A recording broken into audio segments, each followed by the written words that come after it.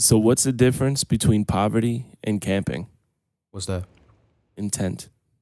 It's better than the last one, right? You got that one. Right. You got that one. I'm on a roll, baby. Yeah, you got that one.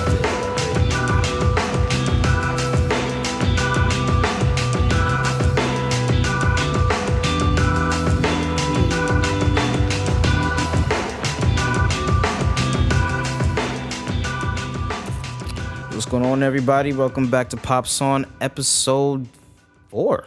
Episode 4, yeah. Episode 4. Yeah. Shit, yeah. Nice. This is becoming a regular thing. Yeah, a little bit. I thought I wouldn't have to see you guys on my days off. Well, here's this beautiful face. This just, I know you. This made it weird. You just made this weird. how I like it. It's a That's little how I uncomfortable now. It's been a little week this week, huh?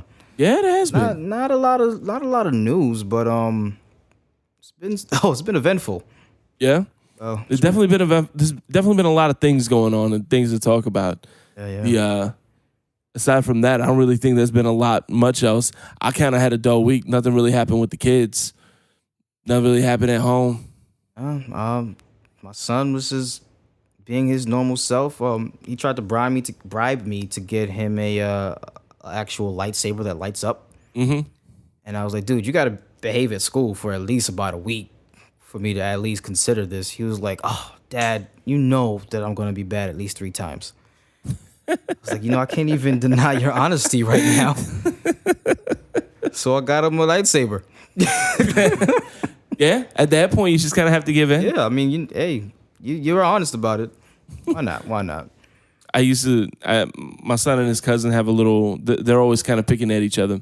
So I had to tell him once, I'm like, listen, we're going to go out with your cousin, and you're going to play nice. If you don't play nice, we're not going to get pizza. Fine. Can we go to McDonald's then? And I looked at him and said, damn it, you are my kid. There's no denying it. Gotta. Sometimes they say something, I'm like, yep, you're mine. That's where you take them, give them a hug, and go buy some damn pizza. Yep. Oh, man. Yeah, let's get into these actual box office weekend. Yeah, this has been it's a little good. bit of, it's been a little boring during the week. It's been a little boring this weekend. We're looking at, what is it, Transformers right now leading the top of the box office. I don't think anyone's really surprised that it's at number 1. Not surprised. I'm just surprised at the taken. I mean, granted, was that 69 million? Yeah, it's 69 million, but the Friday to Sunday numbers are like 45. Nobody gives a shit about this product anymore. Like, it's me personally, I'm cool with it, but a lot of people are like, they're fed up with it. It's just a bunch of noise on the screen at this point. At this point, it's dubstep porn. That is different. That's all that's all the sound is. I'm like, okay, yeah. If 2 people were having sex to dubstep, this is what it would sound like. Or robot porn. I mean, either one of the two. I never see anything different now. God, okay, you're welcome. Everybody, you're welcome. No, this franchise has been a piece of garbage. The first one was cool, and I'm scared to rewatch it because I feel like if I do, I'm going to realize how trashy it was. It was just cool because it was Transformers. It was new. It was new. Oh my God, it's Transformers. Let's do this. Ever since then, this franchise has been absolute garbage. I hope this is the end of Michael Bay in Transformers because he's a great director. He gave us Bad Boys, and I can never hold anything against him. Right. But I don't want him to have anything to do with these movies. Anything from the 80s. I don't want him to have anything to do with the 80s anymore. Him or Megan Fox. Between this and Teenage Mutant Ninja Turtles, they've destroyed every memory I've had of my childhood. If they come out making a remake of David the Gnome or Howard the Duck, I'm going to lose my shit. I want to burn things to the ground. I'm not going to be okay. They need to leave the 80s alone. Leave it where it is. Megan Fox got out of it finally. And I hope Michael Bay does the same thing. And I don't want to see another Transformers movie for a long time. But I do want to see one. When it does come out, I don't want Michael Bay to have anything to do with it. Yeah, you and me both. Again, I don't mind it, but he's been on this project way too long at this point. Does he really even still care? Nobody knows. And it shows between the last one. I've seen the last one. I haven't seen this one yet. But the trailers and all the advertisements and the promo, I'm not excited about it. And apparently there's going to be a Bumblebee spinoff.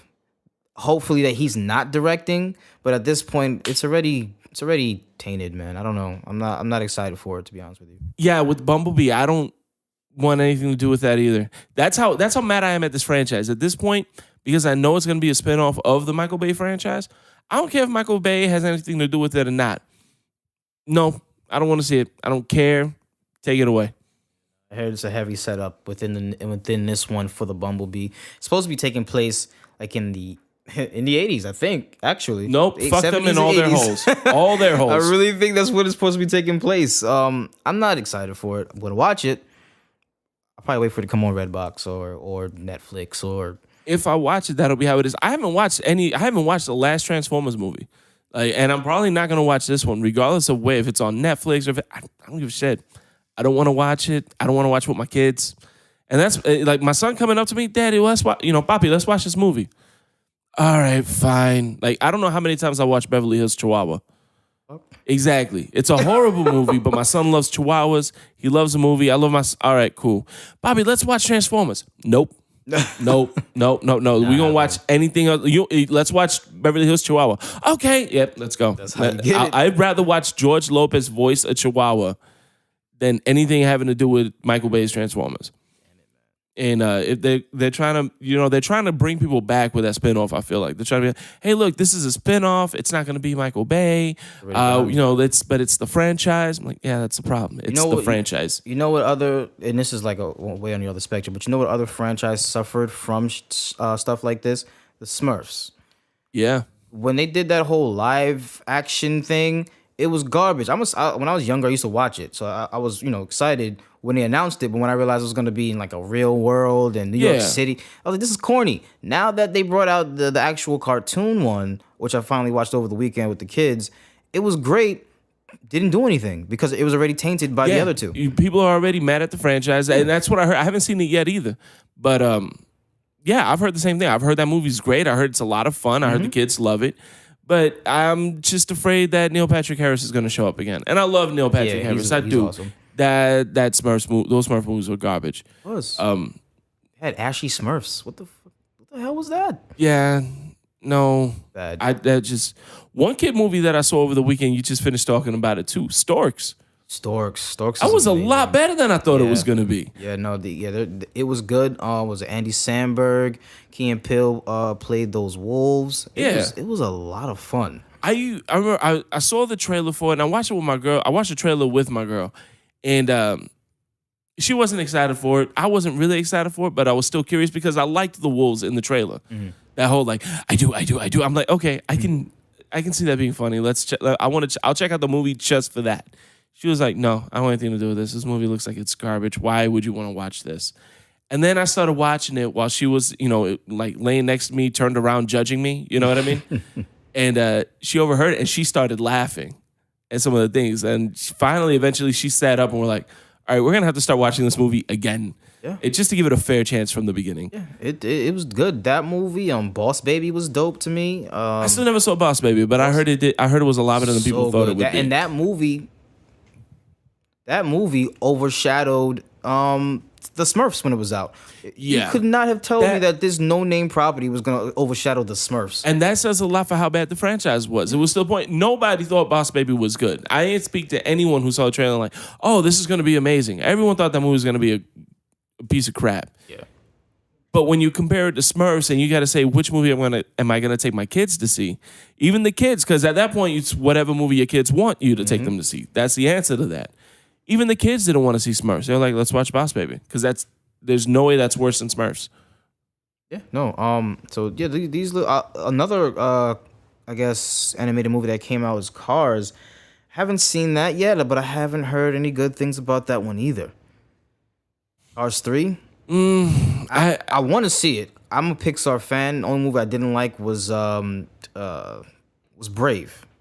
It's because she was disrespectful to her moms. I don't play that shit. But other than that, Pixar has been hitting for me, so I'm still excited to see Cars 3. But I don't know, man. Smurfs is not working out. I barely liked Cars 2. I barely liked Cars. I sure as hell didn't like Cars 2. And when I heard Cars 3 was coming out, yeah, I don't give a damn. That's another one. That's another franchise. Which is like, even my son loved Cars. His first room when he got his own room was like he had a Cars bed, he had a Cars TV, he had like Lightning McQueen posters all over his TV. He loved it. Hey, little man, you want to watch Cars 3? Nah, he didn't want to watch. He didn't want nothing to do with it. So yeah, that's just that, and that's what happens when you put out shitty movies in a franchise. Like, Cars 1 was okay, but it still wasn't that great. I didn't really enjoy it. Larry the Cable Guy, I'm like, really?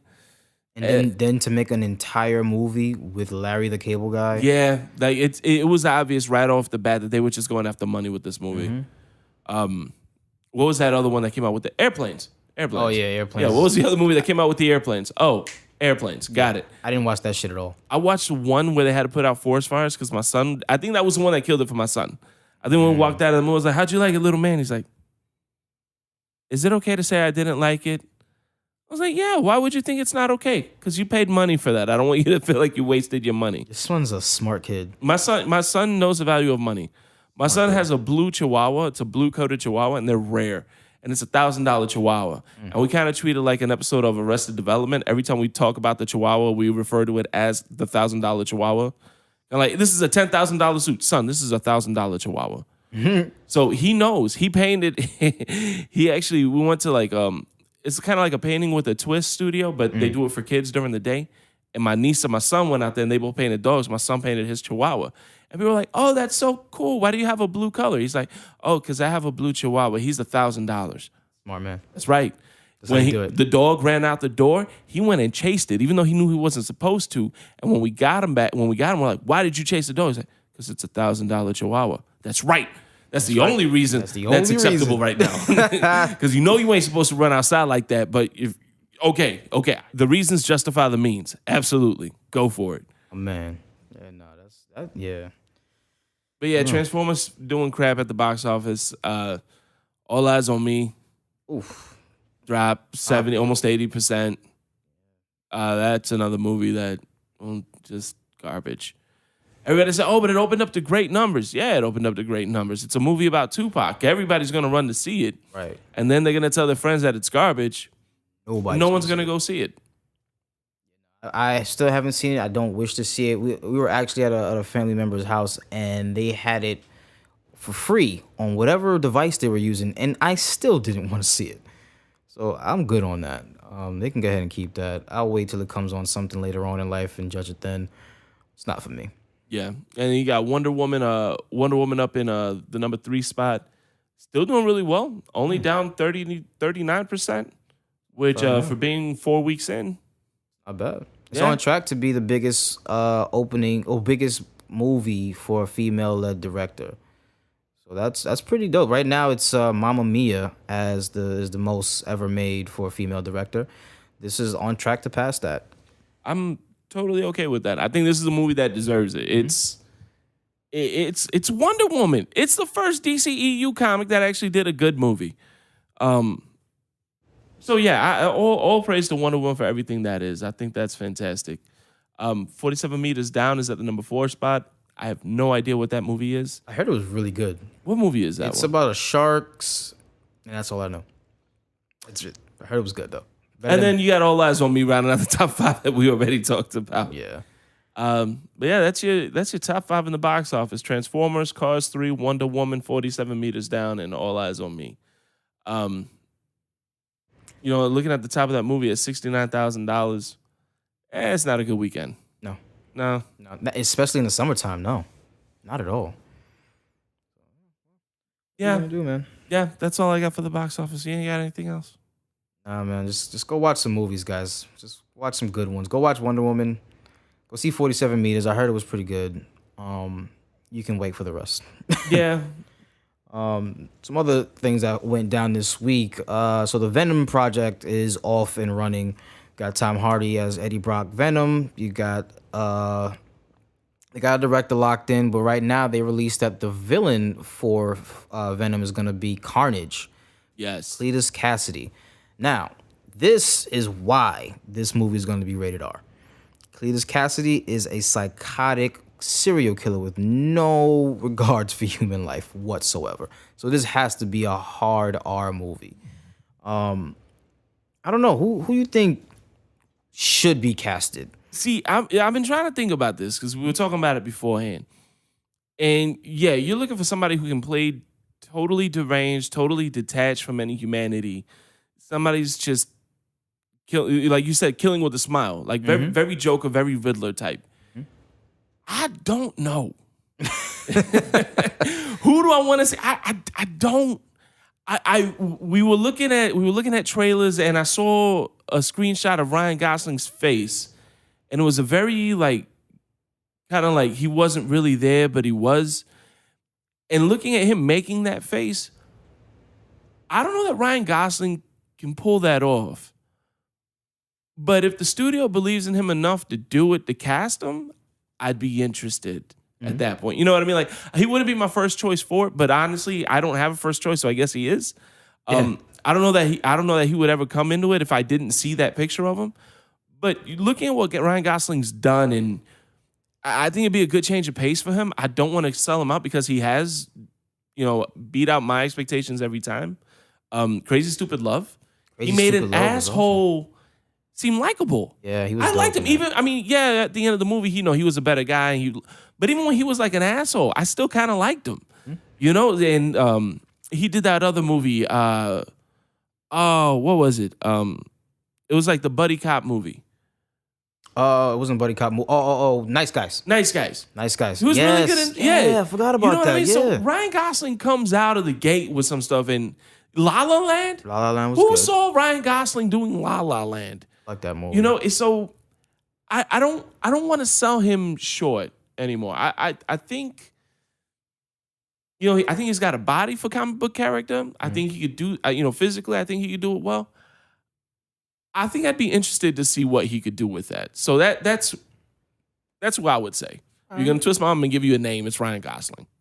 Not a bad choice. For years, I had a friend in high school that he was. First of all, we called this boy Peter Parker. He was white and Puerto Rican, Irish and Puerto Rican, flipping off of shit. I once seen this man jump off a wall to jump onto this like 6 foot tall kid just to bring him down to the ground. Hilarious. But he's always stuck it into my head that he could see Jim Carrey as Cletus Cassidy. And when he brought that up, I was like, that wouldn't be bad. If you got the craziness that he did as the Riddler in that Batman movie that forever should remain nameless. Then you have him in 23. And then the character that he played in Kick-Ass 2. Right? Yeah. I just saw that bomb go off in your head. You see what I'm saying? However, I know this can't happen because during the promo for Kick-Ass 2, which was a rated R comic book movie type deal, he shot the whole movie and then shitted on the entire movie the entire time. The promo. So that killed the movie for a lot of people and the studio because it didn't make the money that it was supposed to make. It got greenlit off of for a sequel off of the DVD sales. And then when he did all of that, he kind of ruined it for everybody. But yeah, if the studio can if the studios will give Jim Carrey a chance, to be honest with you, I would not mind seeing him do that character. I don't know, man. I don't know that I have the same kind of trust in Jim Carrey. I like Jim Carrey. Don't get me wrong, but I don't know. 23 didn't do it for me. Kick-Ass, I get it. I could see where that would lead you. I can see why you would think he would do good with that after that role. I just don't know. I don't know. I don't really, like I said, I don't know that I trust him with that. I don't know. I've just always seen him as that. Of course, if they don't choose him, whoever they choose, I would trust because it is. Oh well, shit! It's Sony. Yeah, this is Sony, and Marvel's already saying that they're not going to have anything to do with this. So, because Spider-Man isn't related in this movie, I don't know if Marvel has any right to say anything. I don't know what that sharing, I don't know what that agreement is. I don't know. I don't know that I trust the studio in this one either. Because so far Sony hasn't really been knocking it out of the park. I think who they get to cast is going to make a lot for me. Or who they cast to play this role. I heard about it and I said, all right, yeah, well, they were already talking about doing the Sinister Six movies. Yeah. okay, I can see why they would want to do it. Then they cast Tom Hardy. Tom Hardy's real selective about his roles. So when I saw that, I said, okay, maybe they actually have something here. Then they got the director of Zombieland, who I haven't seen anything bad from. Now with Carnage coming out, it's really going to depend. It's really going to depend on who they cast. Now, my question is, why did it take so long for this to come out? Carnage villain? That Carnage is a villain. Is this something that they were just kind of holding close to the chest? Or is this something that they just realized, hey, the script works for Carnage. We just made the decision we're going to put Carnage in. Because if that's the case, what did Tom Hardy sign on for? Because if they didn't even have the villain nailed down, why would Tom Hardy agree to do a movie and a story unless they got him under some kind of contract? And I know I'm thinking real conspiracy theory on this. I know at this point, 9/11 was an inside job. Humpty was pushed. Scott, the up is down. I get it. But I don't know. I can't help but kind of feel like Carnage would have come out earlier. They would have announced it as, hey, guys, we got this movie. It's going to be Venom versus Carnage. Because that would have immediately stopped, not stopped the Spider-Man being in the conversation, but I think it would have slowed it down a lot. I don't know. I think Tom Hardy knows everything. I think Tom Hardy knew all this information from jump.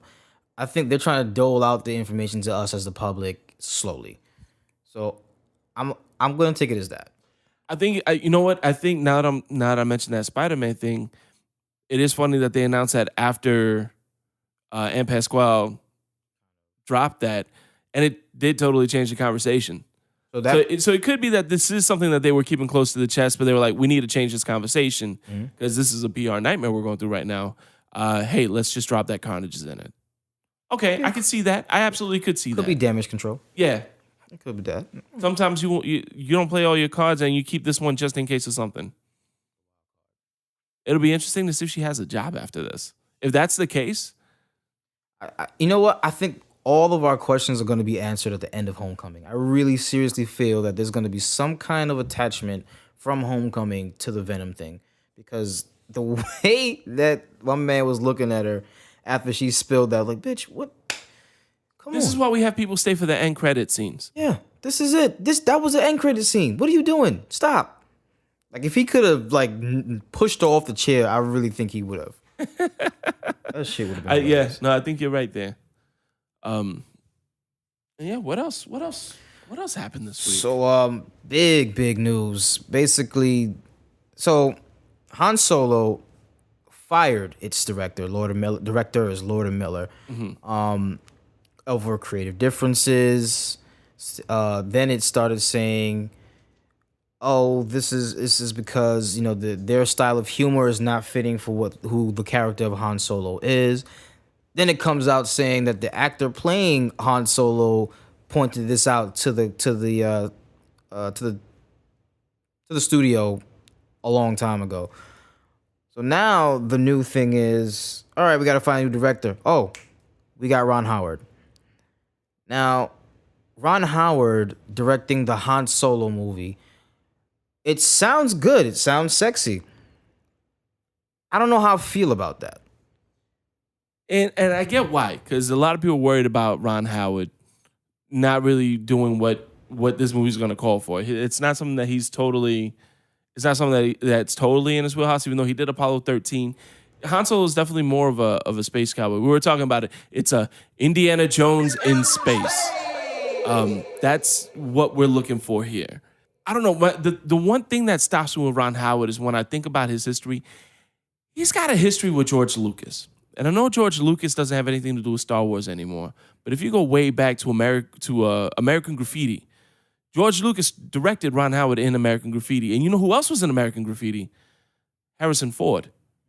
So you have Ron Howard relatively early in his acting career, being directed by George Lucas, working alongside Harrison Ford. And those are friendships that he's had his entire life. So, and then he worked with George Lucas again in Willow, so he's got that, he's got that influence from Lucas. And without putting George Lucas in, because, we do have George Lucas to thank for Star Wars in general. We also have George Lucas to thank, and I'm using air quotations, for the prequels. You gotta kind of take him in small doses. I think Ron Howard, the fact that he knows Harrison Ford and he can kind of tap into that, like, hey, explain Han Solo to me.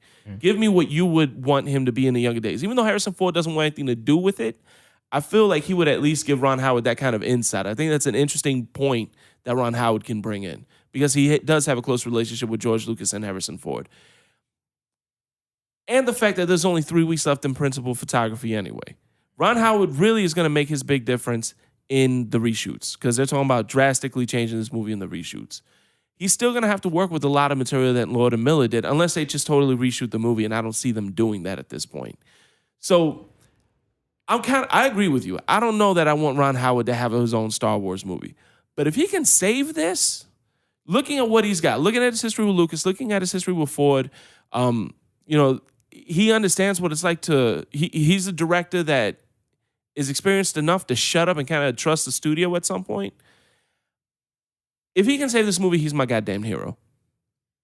And if there was anyone that was going to do it, I think he might have the best. Like I think he might be stacked best to do it. I don't know how excited I am for it. I'm definitely going to have to see it. Yeah. But I'm not as opposed to it as I was before I realized that he's got a history with the people that are most important to Han Solo. The only thing that would convince me more is if he actually knew Chewbacca, not the actor. Like he actually went to another planet, and as a young man saved the life of a Wookiee who became his best friend Chewbacca, and that would be the only way that I'll be more totally convinced that Ron Howard's the right man for this movie. Listen, so Marvel, Lucasfilms, Pixar, that's all Disney, right? They've been hitting it with these seemingly not so well-known directors who are great directors who's willing to play ball. Lord and Miller are hot. They're going to make whatever movie they're going to want to make. Right. The writer had an issue with the way they were portraying Han Solo. Han Solo's not funny. Han Solo is a sarcastic asshole who just happens to be in funny situations at times. Right. And that writer, Lawrence Kasdan, wrote the original Star Wars trilogy, too. Right. He had a big hand in that. Right. So he knows the character. Mm-hmm. That's his vision. When you come into these big franchises, you can't make your movie. You make their movie with a little bit of your flair. Little bit of your flair in it.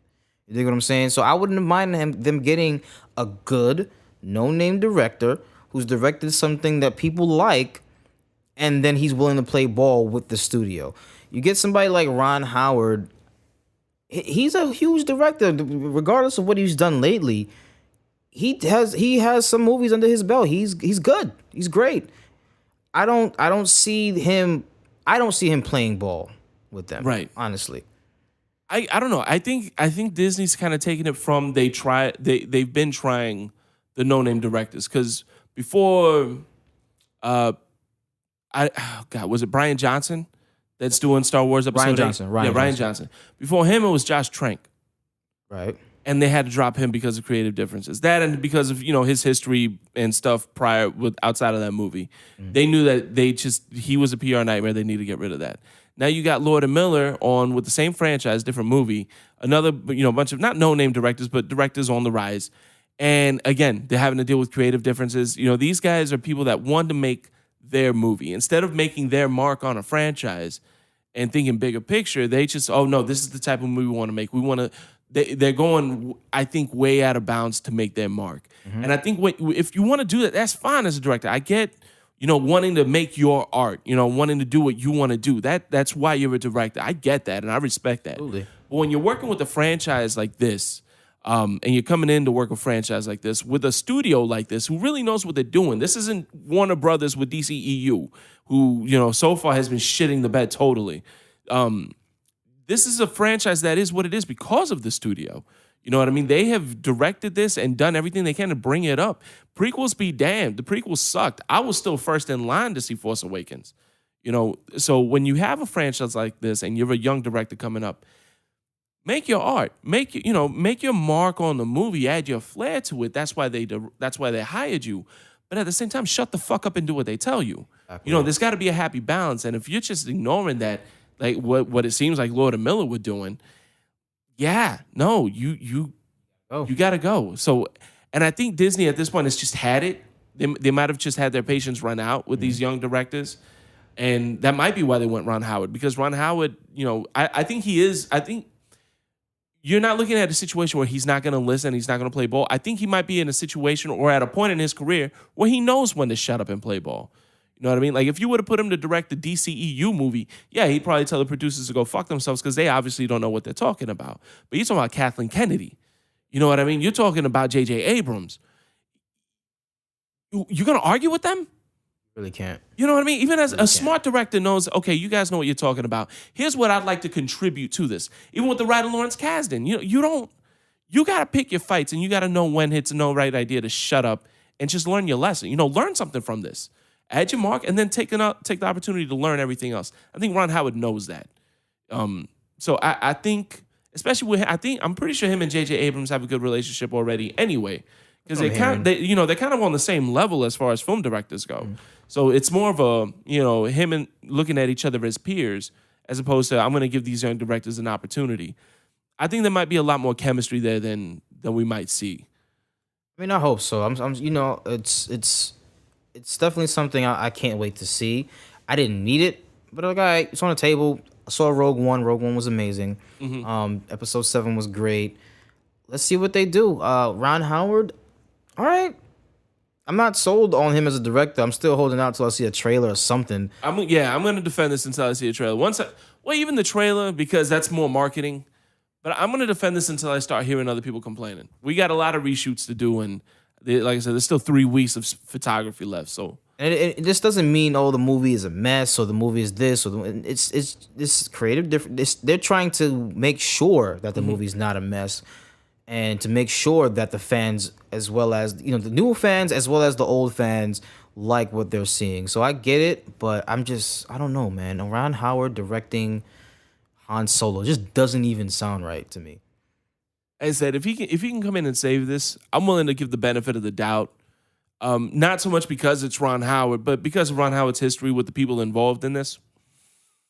I will give him the benefit of the doubt and see what comes up. Hopefully, I'm not eating my hat at the end of this. Hopefully, it's not another Michael Bay disaster. Oh, don't. But what I thought was really interesting was the actor. Oh, what is his name? Because he's got a difficult name. So the fact that he's a newer actor already. But the one playing Han Solo. Really, the only credit I can think of to his name is Hail Caesar, which he was great in. Heard of that, yeah. And he had really good chemistry with the Coen brothers, who you can tell influenced Lord and Miller a lot. So I was actually excited to hear that he'd be working with them because I liked what he did with the Coen brothers. But the fact that and he made that goofball comedy movie. And the fact that he, allegedly is the one who went to the producers and said, hey, I don't like the direction they're going in. I don't think this is what you want to do.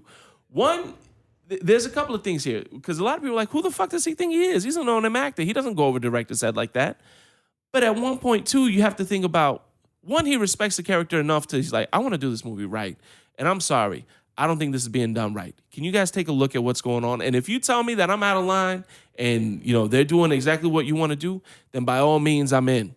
But I don't, if he was raising the flag that way, I don't think this is going in the direction you guys think it's going in. I think you should look a little harder. And that's when Kathleen Kennedy and J.J. Abrams came in and started looking at what was going on. And Lawrence Kasdan, I think at that end that's okay because one, he's protecting the character, he's protecting the franchise, which shows that he really enjoys what he's about to do. And two, he's got to look out for his career. He's a new actor. If this movie sucks, he will forever be the face that killed Han Solo. Yeah. All right? I don't care if he didn't actually kill Han Solo. He will be the one. But he's going to be the one that made the movie a disaster. He'll never fucking... Lord and Miller will be okay. Yeah, they might lay low for a little bit, but directors can come back because nobody knows their face. Look at the kid that played young Anakin Skywalker. Yeah. In the first... Yeah. When the next time you saw his face was? His mugshot. Mugshot, yeah, man. So he's smart for doing what he did. I would... If this is the character they pitched to you and then... the character that they're directing is completely different, then yeah, you need to say something. Yeah, because he was on board, I think, before Lord and Miller. I think they announced him first. So he already had these conversations with the producers. He had these conversations with Lawrence Kasdan, the writer. He knew the direction it was supposed to go in. And he's saying, hey, they had us improvising a lot of scenes. It's more of a... He actually said Ace Ventura. Like, he was feeling it had more of an Ace Ventura feel to it. Well, hell no. Yeah, no, that's and not... see, going back to Jim Carrey, I don't want anything that Jim Carrey had to do anywhere near Star Wars. No. Anything. Damn, really? Yeah. Hell yeah, So- would have fired their ass. So if that's the case, and the fact that he got fired, not he, the Lord and Miller will let go. Yeah, I think once Kathleen Kennedy saw what was happening and Lawrence Kasdan saw what was happening, they were like, "Hey, you two are gonna go. This is what you're gonna say." Exactly. So, and I don't really fault the guy for saying anything. If that's the case, he was right. It turns out. So, good on him. We'll see, man. We'll see. We got what, a year? Yeah, it's gonna come out 2019. 2018. I'm sorry, 2018. Summertime too, right? Yeah. We don't have to wait as long. This might, but wouldn't you think this would push this back though? I don't know. I don't think so. 3 weeks, it's going to depend what they have. And Ron Howard's going to have to come on and see what they have. If he thinks that he can fix it in 3 weeks of shooting and then some, let's say more intensive reshoots, we'll see. Well, Disney doesn't rush things. If anything, they would push it back if it's definitely needed. The thing is, can they push it back? Yeah. Even if they needed to, can they push it back with, yeah. Because they have to tie it, put it in between the other movies. I mean, actually, no, they can't because it's coming out in the summer. If they needed to, they probably could push it back to winter. To winter, but wouldn't that be isn't Avatar coming out? Avatar 2? Puts it in pretty dangerous territory. You are right. Yeah. Let's not push it back. Damn. That would suck. We'll see. Hey, listen, they always said the mouse is magic. Yeah, right. We'll see what Disney's able to do with that. Hopefully, Avatar, look at it, December 18th. Oh, no, but that's 2020. 2020? Oh, okay. Yeah, this is coming out 2018.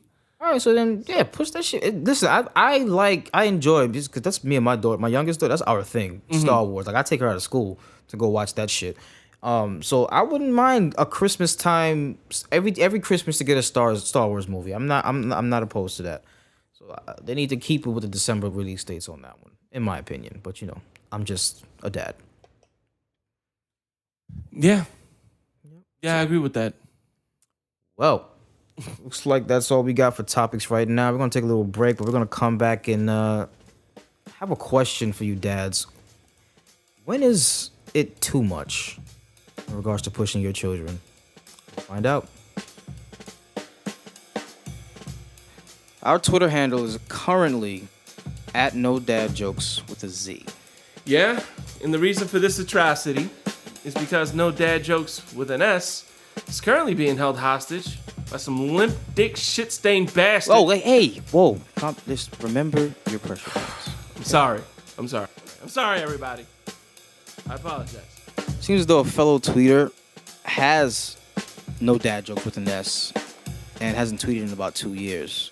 We're trying to get Twitter's attention to go ahead and get this released for us. Yeah, and that's where you all come in.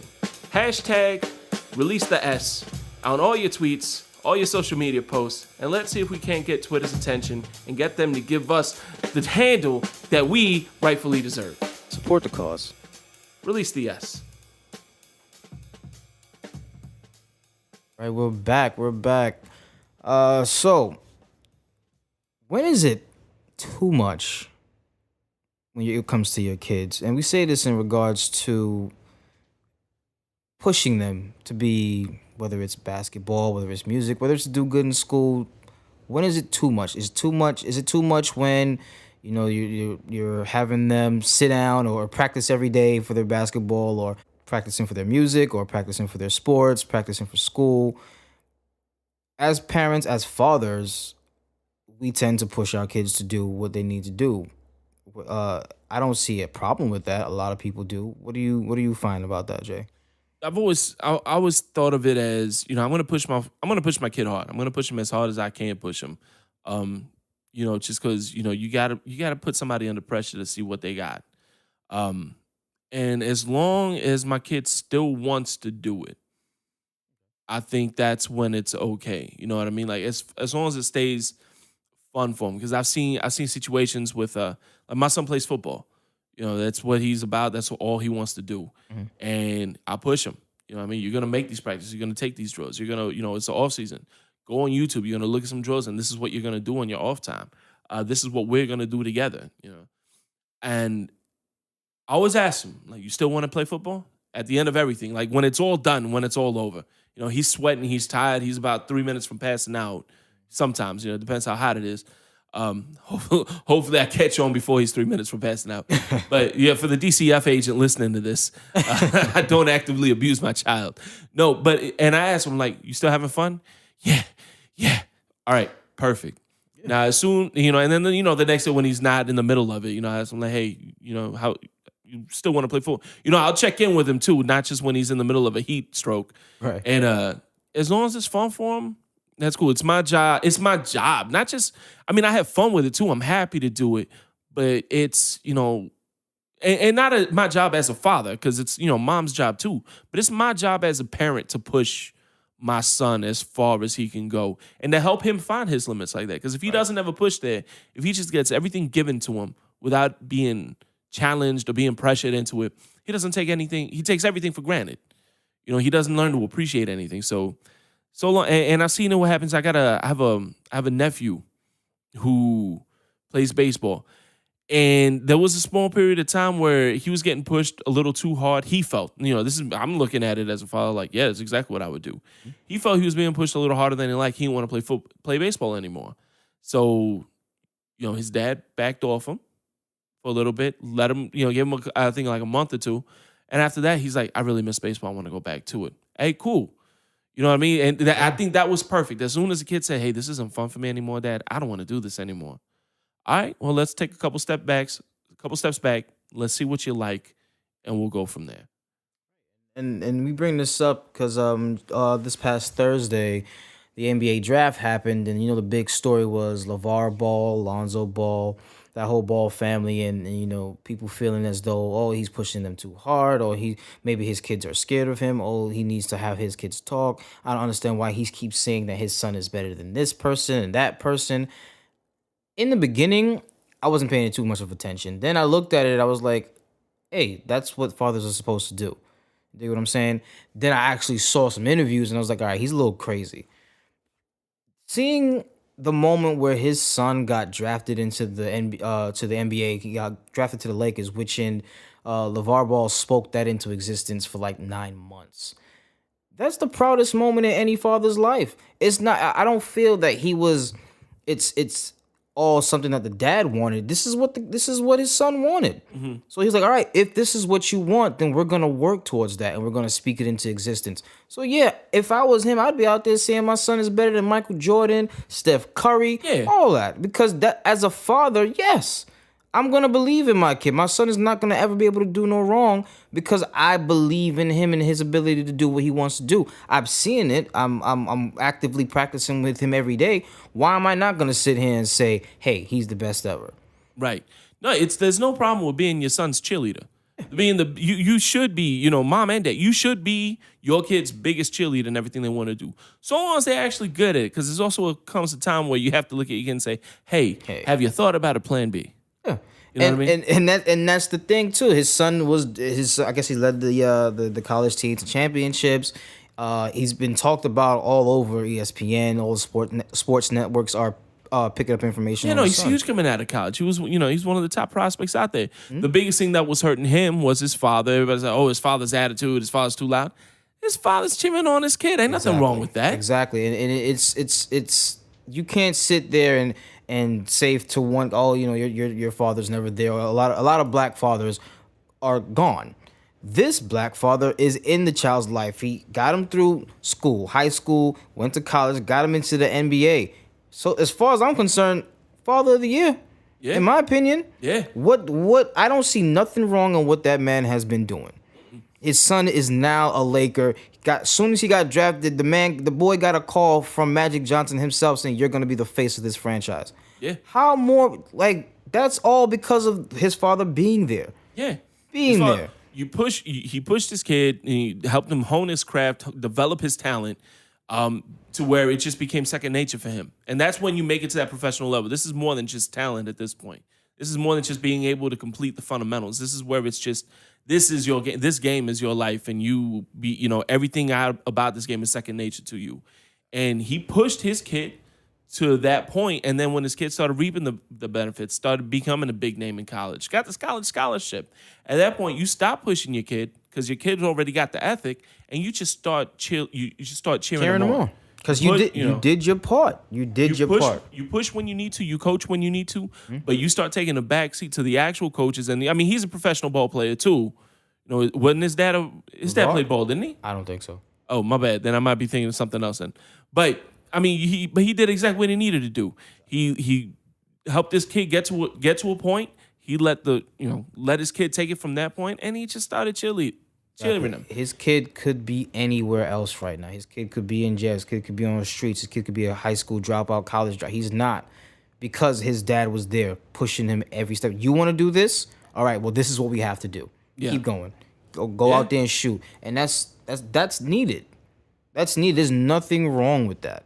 Not at all. This past 9 months of him being the cheerleader, that's what he's supposed to do. Yeah. Simple. So he's louder than other fathers, and I think that's what people are getting upset about. Like, oh, he's being loud about it. Okay.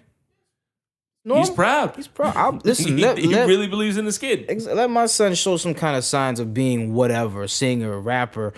You're gonna do what is needed first. Yeah. But if this is what you want, and you continue to tell me that this is what you want, then you're gonna work, and I'm gonna make sure you're working until you get to where you need to be. Right. If I think the best thing I can do for my son is be his Flavor Flav, just be loud and obnoxious, I'll come out wearing a giant clock on my neck. I don't give a damn. Do it. I'm gonna do it because that's what my kid needs me to be. Because where did this end up for the kid? He's on the Los Angeles Lakers as the face. The rookie is the face of the Los Angeles Lakers now. Would you ever think you'd see a day where the Clippers were better than the Lakers? I never thought. And the Lakers have been shit. They have been. I'd say Pat Riley's rolling in his grave, but he's not dead yet, and he's living it up in Miami, so he's probably okay. Yeah. We're also prefacing this by saying we are not sports guys. We're not. No, this is more of a fatherly conversation. Yeah, not sports guys at all. But yeah, man. I don't get where people are coming off saying, oh, he needs to back off or he needs to stop. No, he's good. What he has done has got his child to where he is today. Simple. That's it. And and that's one side of it. Then you have other extremes. Yeah. Well, today is the 8-year anniversary of the death of Michael Jackson. Yeah. Definitely a heavy influence on a lot of music, a lot of entertainment. Period. Unfortunately, also the butt of a lot of jokes. But we're gonna, it again because of his dad. He is what he is today. Now, this one is a little different. Yeah. Yeah, definitely a lot of gray going into dark area here. Yeah. There's a lot of abuse and it's. I mean, we all heard the stories and seen little movies and what have you. Right. It wasn't an easy road, I guess we can say, putting it delicately. Yeah. But Joe Jackson was another father that pushed his kid. Okay, well, and it's not the fact that his kid really wanted to do this. He kind of pushed them into it, I guess. Yeah. See, and that's the other side of that spectrum. That's why I talk about when is it not fun anymore. Yeah. Because they have that point where these kids, all these kids, not just Michael, none of them wanted to do this shit anymore. Yeah. But they knew if they didn't, Joe was gonna put that pimp hand on them real hard. I don't know if you've ever been to Gary, Indiana. We all know the other famous musician out of Gary, Indiana is gangster rapper Freddie Gibbs. So. With the Gary, Indiana that I've been to and visited has a lot more in common with Freddie Gibbs than it does Michael Jackson. And I think Joe Jackson is from that same part of Gary, Indiana that Freddie Gibbs is from. Oh.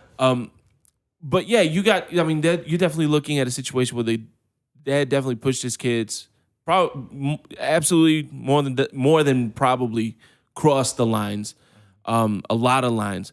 But at the same time, you also got the result that is Michael Jackson. Who's to say that Michael Jackson would have been Michael Jackson without that push? Exactly. For all we, because he had talent. He had that gift in him. He had that ability to be what he was. If Joe would have been some absentee father or just some lackadaisical, nonchalant, or didn't push him as hard, what would we have got out of that? Wouldn't have got Thriller. Yeah. You don't have all the practices. You don't have that push to get it right. I'm not saying that what Joe Jackson did is right by any means. I wouldn't do that to my kid. But look at what the results were. So do the means justify, or do the ends justify the means? that's the other part of that conversation. And also you gotta look at it this way too. That was a different time. That was a completely different time. Yeah. A lot. I mean, yeah. Black folks are still going through whatever we're going through now, but back then, it was way worse. Way worse. So he had to give them that push. He had to tell them, listen, you can't be no lazy person. And if you have something, you have a gift, you need to use it. You need to work on it. You need to work at it. You need to continue to build onto it. Because if you don't, you're just gonna get outshined. You have to be 10 times better than anybody else that's out there at that time where Mike was growing up. So at that time, he may have needed to be that way. Because what was the other options at that time?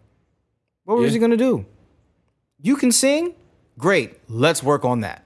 Yeah, not the greatest singer of all time, but shit, you can't go nowhere and not hear a Michael Jackson song and be like, oh, it's trash. No. Yeah, no, he's all around entertainer. Yeah, he's everywhere. My son, 4 years old, still listening. He loves Michael Jackson. When I was a kid, the first thing I wanted to be when I grew up, though, like when I was like 3 years old, what do you want to be when you grow up? I want to be Michael Jackson.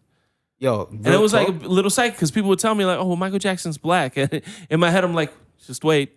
Nah, this is 1987. You know what I mean? 1986, 1987. Oh, you can't be Michael Jackson. He's black. Give it time. No, you know what's crazy? I didn't. So when I was younger, I saw the white Michael Jackson and I saw the black Michael Jackson. So I just thought it was like two different people. So I was like, so when they asked me, I was like, yeah, I want to be a Michael Jackson. It was like, what do you mean, oh Michael? It was like, well, you got that one, and then you got this one, so I can be the other one. I'm thinking like, okay, you want to be okay, so you want to be Jackson 5 Michael Jackson, or do you want to be post Pepsi commercial Michael Jackson, post Pepsi, or do you want to be white Michael Jackson? I wanted to be the post Pepsi, not white, not quite ABC Michael Jackson. So Michael Jackson from the Soul Glow commercial. Yes. So that's what I thought. I was honest to God. I thought it was like multiple dudes. Yeah, that happens. So, listen, I believe, there is a point in time if you hit it right on the nose. If your child is no longer like not in the midst of doing it, because anybody's gonna be like, no, I don't want to do it anymore. Yeah, that's like Michael Bay with Transformers saying he's done with it. Yeah, it's just because he just finished directing Transformers. And while I wish that was true. When you finish doing something like that, it's like what you're saying with that practice and shit.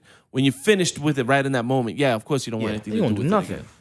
Give him 24 hours and then ask him. My daughter, smart as shit. My oldest, she's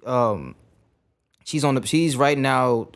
We go to the gym, as I said before, and she's trying to do her conditioning to do junior varsity. So I push her. You gotta do what you gotta do. This is what you want. Let's go. Let's get up and go to the gym. This is what you told me you wanted. I didn't say, hey, you're gonna go play basketball. Yeah. You came to me and said, I want to play basketball. All right. So as a father, I have to go ahead and assist you with that. Let's go to the gym, get your conditioning right. This is what they said you gotta work on. Let's go work on it. If that's all you need me to do, I'm gonna do that for you. Yeah. But don't sit here and say, oh, I want to do this, and then when I push you, no, I'm not doing that. No, then you don't really want to do it. Simple. That's it. So I don't see anything wrong with pushing them if that's what they want to do. Right. You know what I'm saying? My son is inspired to play basketball because of my daughter. Mm-hmm. Like he has his little setup and he's been shooting since, I don't know, 2-3 years old. And if he gets, of that age when he can actually go to the teams out here and he says, Dad, I want to play basketball. All right, that's all I needed. Now you're going to go ahead and learn. That's all you need to do. That's it. There's nothing wrong with pushing your kids when you see that they have some potential. No, not at all. Not at all. Simple. And even if they don't have that potential, if they have an interest in it, it's on us to foster that. Whether it's in sports, whether it's in singing, whether it's in, hey, Dad, I like drawing. I want to do this. All right, hey, let's go to a couple of cons. Let's go hang out at the comic book store. Let's, what do you like to draw? All right, let's watch all the Bob Ross, all of it. And you get them into that. I remember my oldest daughter, again, she's really good at drawing. So I got her a drawing pad. I used to show her little documentaries about Jean-Michel Basquiat that was on Netflix at one point. Okay. She was inspired by that and she drew some things. you foster, like you said, you foster it. You help them along that way because they said they're interested into it. Yeah. Not something that you want them to do because you didn't do that shit in high school. Now you want to live through your kid. That's wrong. Yeah, and that's where you start crossing lines on that. She loved drawing, so she drew. She drew all the time for no reason at all. So that's a good thing. Have them find what their niche is, find something they're good at that's positive. Yeah. And continue with that. Your kid wants an instrument. Hey, you know what? They might be expensive. I got a friend of mine, her daughter wanted to get into the violin. They down in Miami. Yes, and I wanted to, I'm not going to put names out, but I wanted to kick her father in his face because he said, what do you want to play the violin for? That's for nerds. And she has never wanted to play it again. And you don't do that. That's like, you don't do that, man. You give your kid every opportunity to find out what it is. You know what I mean? Because for all you know, she could have been some virtuoso or I don't know what the words are. She could have been a prodigy for all we know. Exactly. And we never will because, dad has his own preconceived notion on it. And that's not what we should be about. We should be about, all right, you in a violin? All right, here, check it out. These are some of the great, these are some of the players. I don't know shit about violin myself, but you know what? Let's learn. Let's look up on YouTube. Do this together. Figure this out. How much is a violin? Damn, that's expensive. All right. You're gonna start doing some chores around the house to help pay for this, and that things like that builds character for them, and that shows you as a parent like, yo, they're serious about it. Yeah. All right, cool. You go ahead and make your money about it, and we'll go ahead and get you your violin. Like, you want me to put $500 down on a good violin so you can start really learning on? All right, cool. You gonna start washing dishes? You gonna start taking the trash out? Guess what? That dog look like he need to take a shit. Take him outside. There you go. And that's what it's supposed to be. So that I don't know. That as a parent, you're supposed to be able to foster that. It's not a bad thing if the kid wants it. Yeah, you know what I mean. And I think that should be the determining factor. Like if you're having to force the kid to do it, then just don't. Yeah. Then at this point, your kid you just need to be honest with you. One, be honest with yourself, and two, be honest with your kid. Because if your kid, like I said, I've talked to my son. He loves football, and I want to foster that as much as I can.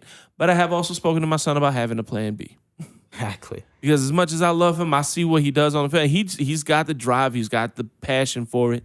And hopefully the skill comes. Hopefully, it develops. But he's also really smart and really good at math. And so we have him doing stuff with that also. There you go. And that way if he, there does come to a time where he doesn't make the cut, where he doesn't get picked for the team, it's a lot easier to console because that's not the only thing he has. Exactly. So it's fostering your kids what you want them to do, but also being an adult and saying like, all right, well, let's also kind of noticing his actual talents and being able to push that also. Like, all right, you're gonna do football, but before we go to football practice, you're gonna do this math homework. Exactly, be realistic. You're gonna do these problems. On the way home, and I want to make sure you have them done. And he's always done between school and practice. All the math problems are done. Some of them are harder than what he's actually learning in his grade, and he's got it. Exactly. Then he goes and plays football. And that's when he's getting the best out of both things, and he's enjoying both things. That's all that matters. Because he's starting with us. Me and you starting this podcast. My daughter's, I'm gonna write jokes. I'm gonna write jokes. Now, no, I don't want my daughter to be no damn comedian. However, however, if absolutely have your daughter have higher goals. Yes, have better goals. Do you want me to scare her? I can scare her. You want to be a comedian? You want to live this life? We can do Scared Straight right now. Right now. Like, yo, have better goals.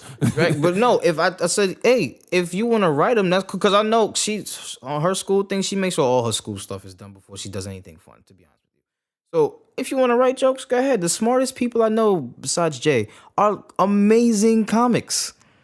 I don't know what the hell happened to Jay. He's funny, but he's not that bright. No, I'm not.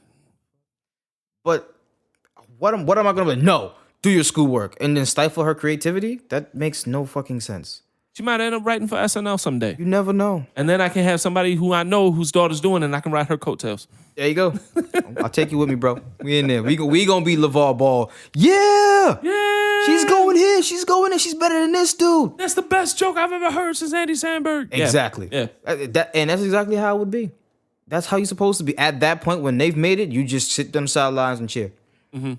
Because if not, if you don't push them, if you don't push them, then they're gonna end up just wasting their life away. Right. You know what I'm saying? Getting everything handed to them. That's not how things work. No, you At gotta. all. It's you push them, and then when you realize that they're at their own level, push them, and then at some point back off and let them work for the rest. Hey, I got you this far. Everything from here on is up to you. On you. All right? I did my job. Yeah, you fail, that's on you. You succeed, that's on you. Just remember that Daddy loved you very much, and Daddy wants a new boat. That's all I need. That's all I need. But that's that's the message that we want to convey. If you see something and if they show interest into it, they want to go ahead and go forward, go by all means push them. But when you see the next day and they're like, I really don't want to do this anymore. If their heart is no longer in it, take that. Listen to them. Yeah, listen to them and find something else. That don't mean stop. That means find something else. Yeah, that's all. That's all. Well, I think we're good for the day. I think we've had some pretty good talks. I think we learned a little bit. I'm still gonna convince you that Ron Howard might be the best thing for this. It's fucking lot of convincing, bro. I swear, I just can't. Ron Howard directing Han Solo. No. Ron Howard directing Indiana Jones in space. That sounds worse. I don't think so. But we got a lot of time. We got a lot of time away from here, so I can convince you, man. Yeah, I think. You have anything else? No, that's about it. Take us out, man. All right. Well, it's been Pops On. We do appreciate all the listeners and all the Twitter retweets and Instagram followers and Facebook. We do appreciate all the love we're getting and the feedback. Keep them coming. Put all the comments below on this YouTube video. It's been real. It's been really good.